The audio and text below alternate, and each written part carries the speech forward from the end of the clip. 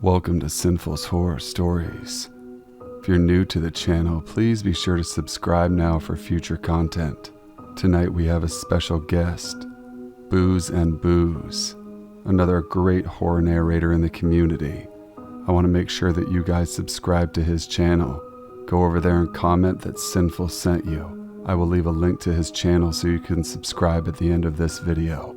If you would like your true scary stories featured on an upcoming video, email me at thesinfulsavant@gmail.com. The link will be in the description box below. Sit back, relax, enjoy while we scare the hell out of you. One night in 1973, the two young McDaniel children of Enfield, Illinois, claimed to see a weird creature lurking in their yard, trying to get inside. Their father, Henry McDaniel, chalked their creepy story up to the active imagination of childhood. However, he changed his mind later that night after being awoken by strange scratching sounds. McDaniel grabbed a gun and a flashlight and peered outside his front door. There, between two rose bushes, he saw a creature that was almost like a human body, just as his kids had described. The creature had 3 legs on it, a short body, 2 little short arms, and 2 pink eyes as big as flashlights, he recounted to a reporter. McDaniel said he fired 4 shots and was sure he hit the creature at least once, causing it to make a hiss, much like a wildcat's, before it ran off toward a railway embankment. McDaniel was stunned when he saw the monstrous beast jump 80 feet in 3 jumps before quickly running out of sight. The police found scratches on the door screen as well as footprints in the dirt near McDaniel's home that looked dog-like with 6 toe pads, yet no clues pointed to an unusual creature. McDaniel's sighting made the reading eagle, but it was clear most people didn't believe it was true. It didn't help that a 10-year-old neighbor faked his own eyewitness account of the beast, only to later admit that his testimony was a prank against the family. McDaniel reported 2 more sightings of the alleged beast to local police, but he said they eventually threatened him with jail time because nobody believed what he saw had been real. McDaniel was adamant and stood behind his scary true story. If they do find it, McDaniel said in an interview, they will find more than one, and they won't be from this planet. I can tell you that. After McDaniel's public testimony about the Enfield Monster, other eyewitness claims began to surface. Monster hunters swarmed the town, and at least 5 men were arrested after firing shots in the area and claiming to have photographed the creature. To this day, no explanation has been uncovered for this small-town creepy story. This happened a few months ago. I'd just gone thrift shopping around 8:30 p.m. at Value Village. I didn't find anything good, but I didn't want to waste the trip, so before heading home, I decided to take my dog out of the car for a quick walk around the block. I smoked some weed and unexpectedly got really into the walk. The night air was cool and refreshing. The rain felt nice on my face, and the ground beneath my feet was unusually satisfying to walk on. It was pretty blissful, so I really took my time circling back to my car. Once I got back, the Value Village was closed, and my car was the only one left in the parking lot. All the lights in the lot were out. I walked through the darkness to my car with very little situational awareness and unlocked it with the fob. I didn't even notice the guy at the bus stop who started talking to me. The bus stop was at the street right in front of the parking lot, about 30 feet from my car. He was behind the bus stop, not in front of where someone would wait for the bus. There was nobody else around. He asked, "Can I have a cigarette?" I told him I don't smoke. He began to come towards me but stopped, then followed up with, "Do you have any money?" To which I said, "No, sorry." I instantly got a bad feeling about the man. Something was off. I've worked with homeless people for years, and I get asked for cigarettes and money often, but there was something different about this. Maybe because the way he phrased the questions was a little different than how most people ask. When I said no, he stared at me for a few seconds, then turned, quickly walked away around a wall and out of sight. At this point, I knew I had to keep an eye on that corner. I just knew he was going to come back. I only took my eyes off it to open the rear door and put the dog back in the back seat. My dog doesn't always get into the car right away, and sometimes takes convincing. I tried to rush it as much as possible, yanking his leash upwards until he jumped in 5 seconds later. I buckled him in and shut the door. I whipped my head back around towards a corner, and the guy wasn't there. He was behind me.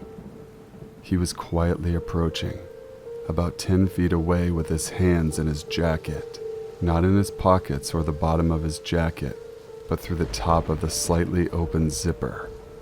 I made eye contact with him, and he stopped moving, just looked in another direction and froze. I used this time to get into my vehicle and lock the door. It felt like I took ages because I was still slightly stoned, and my reflexes were slow. If he hadn't stopped walking, he probably would have been able to reach me before I got in. I drove off and mostly forgot about it until now. There was nothing else in that parking lot. No reason for him to be there. It was super weird. Ever since then, I've remembered to be more mindful of my surroundings. I was in the Navy, and we were streaming off the coast of South Carolina. It was 0230, and I was standing the junior officer of the deck watch under instruction to get qualified. It was dead quiet on the bridge like it gets on the mid-watch. The bridge of a destroyer is dark at night, just the ambient light from the radar and the red lights on different gauges. I remember the sea was calm and gentle with rolling swells about 6 feet. It was warm and the only noise was from the hull cutting through the waves. It was a clear night, millions of stars. The OOD said he wanted me to work out on a Williamson turn, which is used to turn a ship quickly and come back on your original course. He wanted to do the turn and had notified Combat Information Center that we were going to be maneuvering. It's standard for a man overboard pickup. I had the turn worked out and just said, "Ready to," when the bridge-to-bridge radio came to life. I'll never forget this. "Oh God, help us, we're sinking."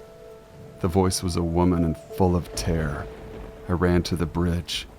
Wings and Old, the lookouts, we just picked up a mayday and looked for lights.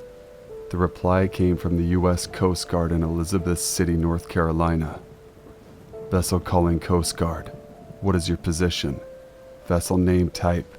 How many people on board? The OOD had called combat and asked them to do a surface sweep for a small contact. The woman came back on and said, "We're a sailboat. Sea skaters, 6 people. We're trying to get a fix." The Coast Guard operations asked if they'd seen any lights on shore. The woman cut him off and said, "We're going down fast. Oh God, no. I think we're at latitude 34, minutes 8. And the radio went silent. Then we heard U.S. Coast Guard calling Sea Vessel Sea Skater. He repeated the call 2 more times. Then he said, "All stations, this net, look for sailing vessel Sea Skater, size unknown, position unknown, carrying 6 souls. Vessel reported to be sinking. Last transmission 0234 local 0734 Zulu. Report any survivors or wreckage to the United States Coast Guard." The lookouts saw nothing. The radar, no contacts. That's when I realized I had just heard 6 people probably lost at sea forever. A couple of years back, my best friend and I went on a road trip to the States for a music festival. Met up with some friends. Saw lots of things and whatnot. One of our friends comes back home with us. He needed to get back home for school, and his buddies didn't want to head home yet. So we decided to drive straight home in shifts. Took a full 24 hours for the drive. My story starts when I'm driving, night shift about 2 a.m. It is a beautifully clear night. Full moon, no clouds, middle of the summer party type night. While noticing all these conditions, I also notice we have followed the GPS onto a back road and have driven into a huge valley. Open fields, not another car or house in sight. And it's important to note that we hadn't seen anyone or anything relating to a human presence for a few hours now. Upon entering this valley, we lose our satellite signal. We then have no satellite radio, no GPS, and no cell phone signal. Doesn't really matter, as I know we followed this road for a couple more hours. About 20 minutes after entering this valley, and after losing all our connections, we come upon a bridge. As we get closer, I see a car pulled out of the side of the road. Not uncommon. People sleep in pullouts when they can. What is uncommon though, is this car has all of its windows blacked out. With all the light from the moon, we should have been able to see at least partially inside, but it was completely black. Getting closer, we also realize that it has no license plate that we can see. No big deal. We assume that it's abandoned out here. That is until we pass the vehicle and almost immediately its lights turn on. And then it pulls out onto the road behind us. This is where it gets creepy. The vehicle starts tailgating us in the middle of nowhere, and we can't see who it is or anything inside. We try to brush it off. Maybe he's lost too. Needs to follow someone out of the area. Doesn't really explain the windows being blacked out though, or the lack of a license plate. With this car now following us, I start to get an uneasy feeling. It's subtle at first, but begins to grow stronger and stronger. Soon, an all-out, get the fuck away from this vehicle ASAP feeling comes over me. I find it also important to note that I do not frighten easily. I do not panic, and I only have ever gotten this feeling in times when I know for a fact my life is in danger. I try to push all these feelings aside, as it seems like this is really a silly response to a possibly explainable situation. That is until I see something in the middle of the road. Almost on cue, this car backs off, as I and my companions try to make out what is in the middle of the road. Coming closer, we see what looks like a body laying in the middle of the lane. And this is not a big road, mind you, and like I said, it's also a back road, still paved, but very small. At this moment, at the sight of what appears to be a body in the road ahead, we start freaking out. I, in no way, am stopping for no one in this desolate and isolated area. There are no other vehicles around other than the one that's following us. And I can see no housing or lights as far as the eye can see. No cell phone service, no satellite, nothing. I quickly tell the others that I am not stopping. I'm going to try to go around or through. By this time, we are almost on it. There's no room to go around, as there are no shoulders on this road and deep ditches on the side. We're now close enough to see that it's a scarecrow. And I drive over the top and onwards. The car that was following us is small enough to go around, and it continues to follow. I speed up, it speeds up. I slow down, it slows down, until I punch it. After about 2 minutes of this, the car finally slows down, does a U-turn, and drives back.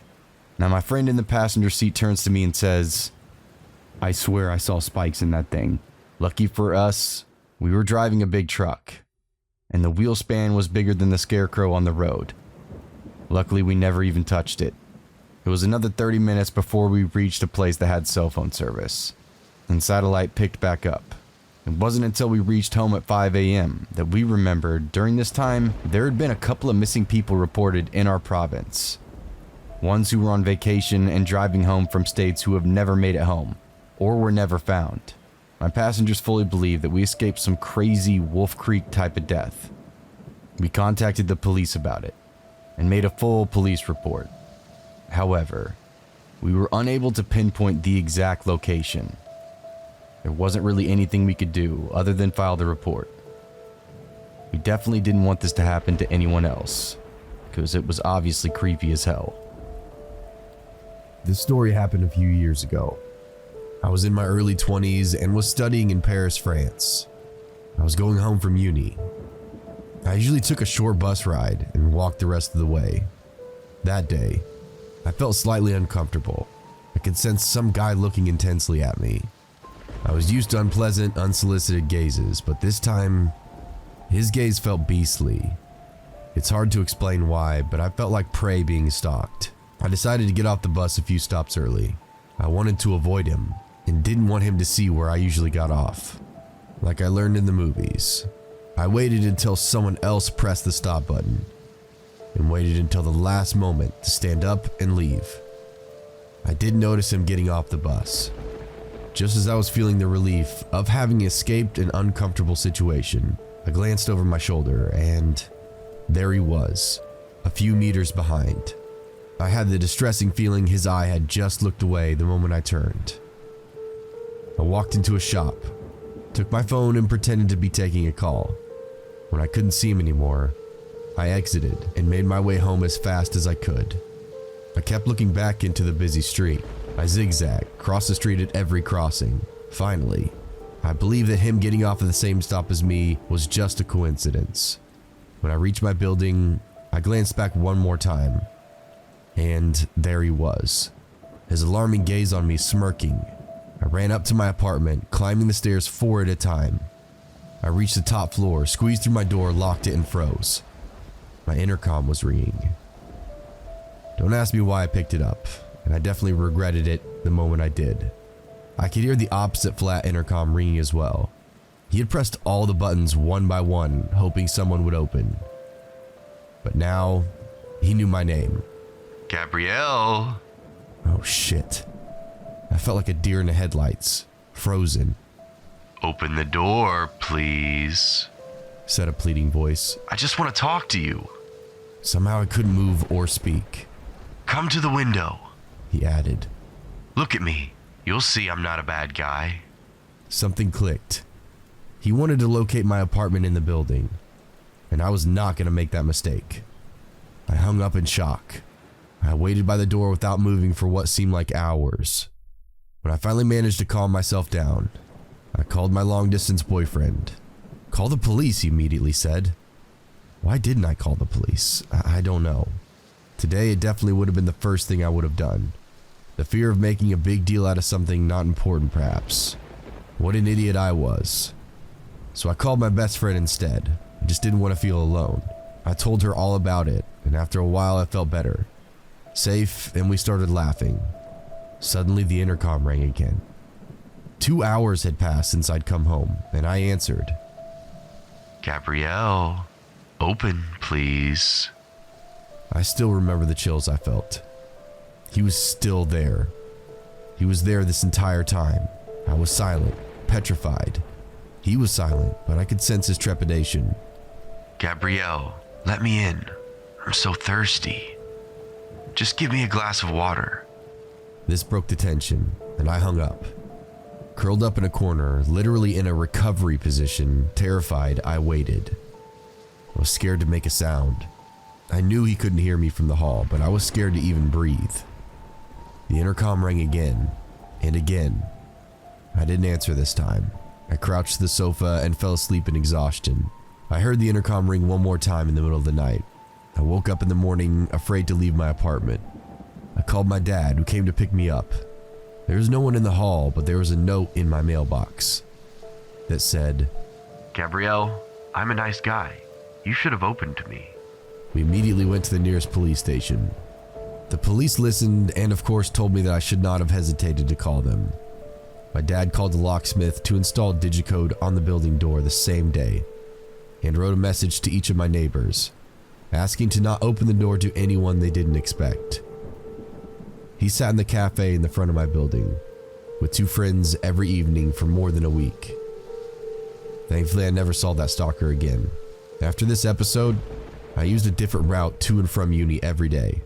I kept my phone tightly in my hand, looking back every few meters. Today I'm still very observant of my surroundings. I never answer the door if I'm not expecting someone.